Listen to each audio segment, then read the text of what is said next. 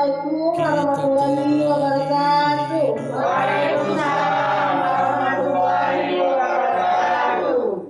Baik ibu-ibu, bagaimana kabarnya hari ini Bu? Alhamdulillah baik. Kira-kira rumah sudah dikunci belum Ibu? Sudah. Terus kompornya tadi udah masak, udah dimatiin belum Ibu? Alhamdulillah sudah. Oke baik. Sebelum kita mulai pemiluan ini, kita berdoa dulu menurut agama dan kepercayaan kita masing-masing. Berdoa dimulai.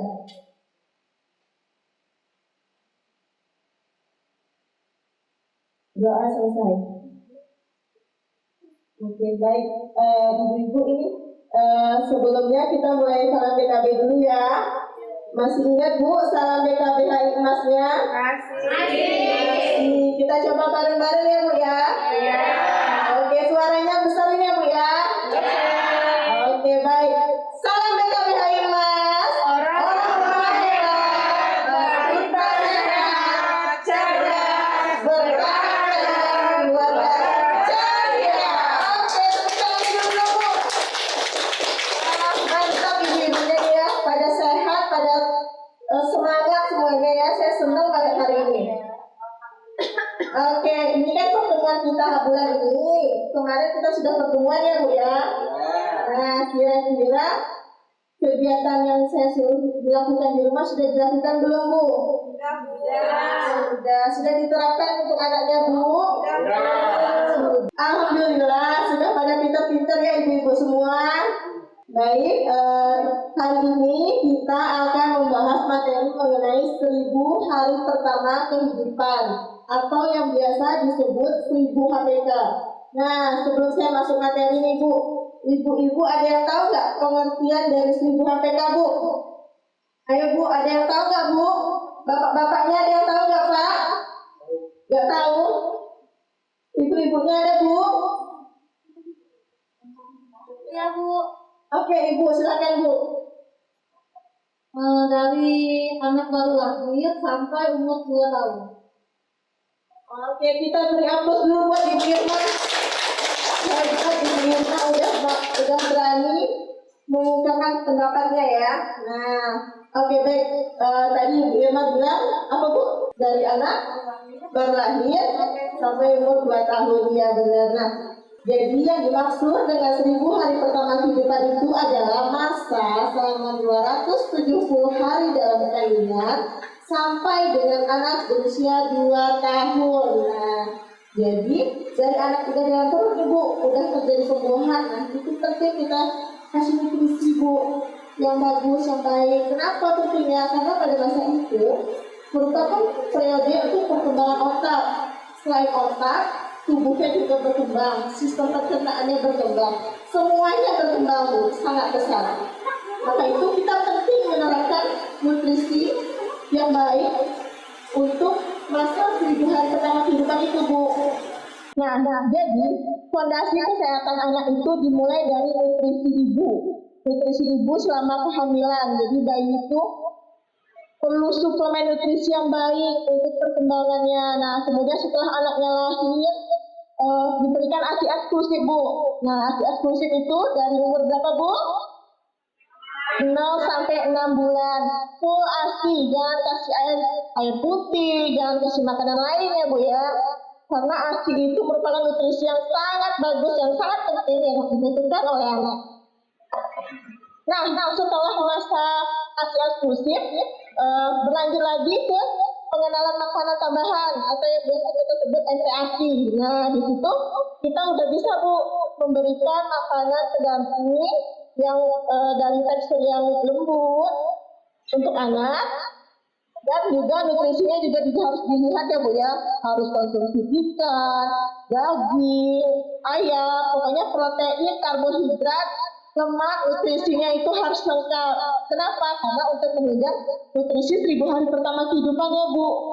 Karena kalau misalkan anak usia MPASI nih, kita cuma beri makan nasi, terus pakai tempe, besoknya tahu, kira-kira terpenuhi tidak Bu nutrisinya? Tidak kan? Nah, apa dampak yang akan timbul nantinya? Dampaknya itu nanti bisa berkelanjutan di masa yang akan datang, Bu. Jadi bisa jadi anaknya itu kurang gizi atau yang lagi heboh sekarang ini stunting. Itu, Bu. Nah, jadi sangat penting memberikan nutrisi yang baik, yang bergizi, yang seimbang kepada anak selama masa 1000 HPK. Karena yang menurut yang saya tahu, nutrisi 1000 hari pertama kehidupan itu berperannya itu sangat penting, bahkan menjadi tolak ukur untuk kualitas kehidupan generasi yang akan datang, Bu. Jadi kalau misalkan di masa 1000 HPK dia dikasih nutrisinya tidak terpenuhi, nanti bisa jadi saat dewasa itu sudah dia gagal tumbuh, stunting, tingginya cuma 130. Nah, kemudian juga biasanya itu otaknya itu agak lambat mikirnya, jadi tidak menjadi remaja yang berkualitas. Nah, kemudian dampaknya apa kalau tidak menjadi remaja berkualitas? Remaja nantinya akan mempersiapkan dirinya untuk menjadi orang tua. Nah, kalau seperti itu kan menjadi berputar ya, Bu ya. Bisa beregenerasi, Bu. Nah, itu kan sangat penting, Bu ya. Jadi mulai dari sekarang, buat ibu-ibu semua yang punya anak balita, yang sudah mulai diperkenalkan MPASI, itu mulai dari sekarang, Bu. Kalau yang biasanya cuma dikasih tempe, mulai dari sekarang dirubah ya, Bu ya. Tidaknya ada sayur, ada proteinnya, Bu, ada ikan, apalagi ikan itu sangat penting, Bu. Kemudian dikasih sayur-sayurannya, Bu ya. Nah, sampai di sini ada yang mau bertanya nggak, Bu? Saya Ibu Nabinga, Bu. Saya ingin menanyakan mengenai ini, Bu. Saya sering mendengar ada masa keemasan untuk anak-anak atau istilahnya golden egg. Apa itu, Bu, maksud dari masa keemasan atau golden egg itu sendiri? Dan umur berapa itu, Bu, kira-kira? Minta tolong, Bu, ini jelaskan, Bu.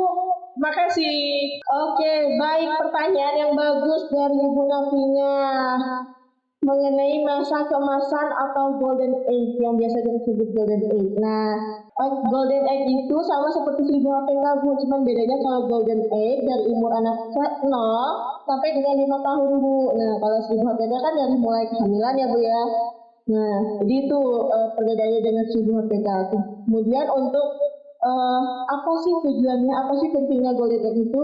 Pentingnya di sini agar orang tua itu mampu memberikan nutrisi yang baik, yang lengkap, yang mencukupi untuk anaknya, agar anaknya bisa menyerap nutrisi yang diberikan oleh orang tuanya secara optimal, Bu, untuk tumbuh kembang anaknya. Nah, kemudian selain nutrisi, kita juga di golden age itu untuk penerapan orang tua, Bu, dalam pola pengasuhan anak, Bu, dengan cara mengasuh anak dengan baik yang benar, Bu. Karena pada masa anak-anak pada masa umur 0 sampai 5 tahun itulah anak-anak itu mulai belajar. Nah, tempat belajar pertama anak-anak itu ya kita, orang tua. Jadi anak-anak itu pasti selalu akan menirukan apa yang kita lakukan. Contohnya, kalau misalkan ibu lagi sibuk, tiba-tiba anaknya ngajak, mau main gitu kan. Nanti kita tiba-tiba nggak sengaja reset nih, Bu ya. Adek nih udah lah, mama lagi sibuk. Nah, bisa jadi tuh, Bu, nanti penerapan yang seperti itu direkam oleh anak. Nah, kemudian anak saat main sama temennya, bisa jadi dia mencontohkan apa yang ibu lakukan. Nah, jadi dengan kata lain, kita sebagai orang tua itu harusnya memberikan pendidikan ataupun menerapkan pola pengasuhan yang baik untuk anak kita, agar nantinya anak kita bisa tumbuh dan berkembang menjadi anak yang baik, yang memiliki budi pekerti yang baik, dan juga berkualitas. Itu yang pentingnya, Bu ya. Nah, selain itu juga untuk landasan agama itu juga sangat penting untuk diajarkan kepada anak sedini mungkin, Bu ya. Jadi dengan moral dan pengetahuan agama yang baik, insya Allah anaknya pasti akan menjadi anak yang mempunyai akhlak yang baik pula ya, Bu ya. Mungkin seperti itu ya, Bu ya, penjelasan yang bisa saya jelaskan. Mungkin teman-teman lain ada yang ingin menambahkan, Bu, dari jawaban saya? Oke, baik, sampai sini kita sharing aja terus Bu ya. Kira-kira ada yang masih mau bertanya nggak Bu? Bu, saya mau tanya, tapi agak melenceng Bu. Saya ini habis lahiran. Kebetulan umur saya ini 23 tahun. Saya nak KB, tapi apa lagi kalau Bu ya? Saya tak tahu tapi Bu. Tolong Bu ya. Kemarin pula nak KB saya nih Bu. Oke, baik, Ibu baru lahiran Bu ya? Sudah 40 hari Bu? Sudah, oke. Selamat. Anaknya cewek apa cowok Bu? Cewek, anak pertama ya Bu ya? Wah, bagus sekali. Ini pertanyaannya bagus Ibu ya. Memotivasi untuk ibunya sendiri ya untuk mau ber-KB.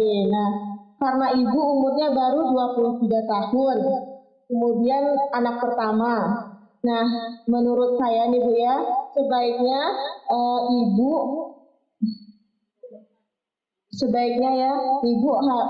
harusnya menjaga jarak kelahiran untuk yang anak keduanya nih Bu ya. Jangan sampai nanti anak ibu baru setahun, ibu udah kebobolan usia lagi Bu. Karena nantinya kasihan Bu, si adiknya, si abangnya nanti kasihan.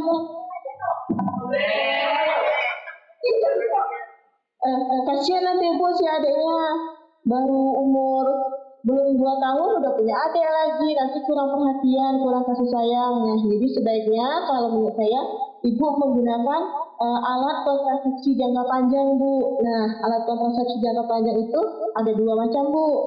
Jadi ada IUD atau yang biasa disebut spiral itu nah Bu, yang diletakkan di dalam rahim. Nah, kemudian juga ada implan Bu, yang ditaruh di tangan.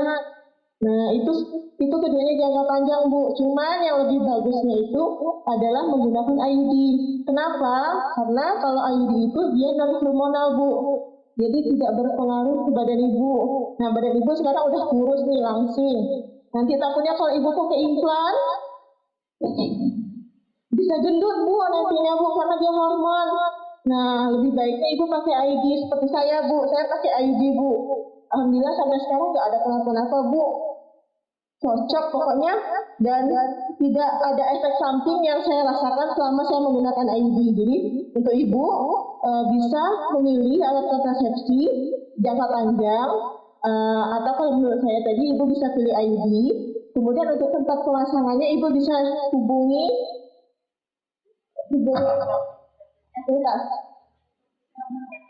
kalau untuk pelayanan nanti ibu bisa hubungi fasilitas kesehatan terdekat Bu di tempat ibu. Puskesmasnya di mana Bu ya? Untuk biar bisa dilayani menggunakan NKJP ya Bu ya. Ibu mengerti Bu?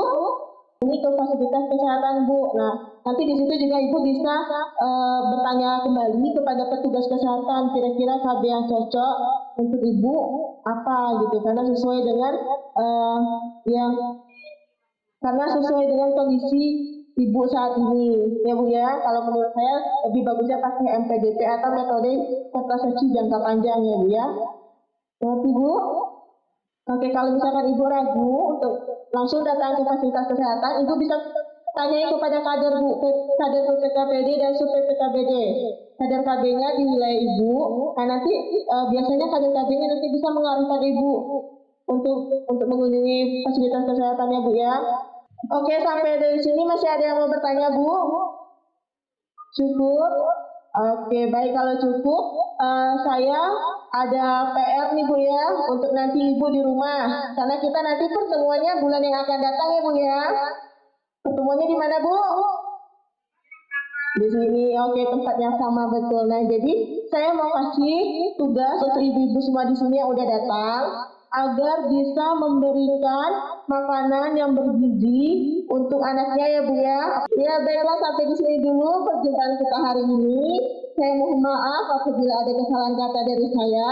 Saya akhiri dengan wabillahi taufiq wal hidayah. Wassalamualaikum warahmatullahi wabarakatuh. Waalaikumsalam warahmatullahi wabarakatuh.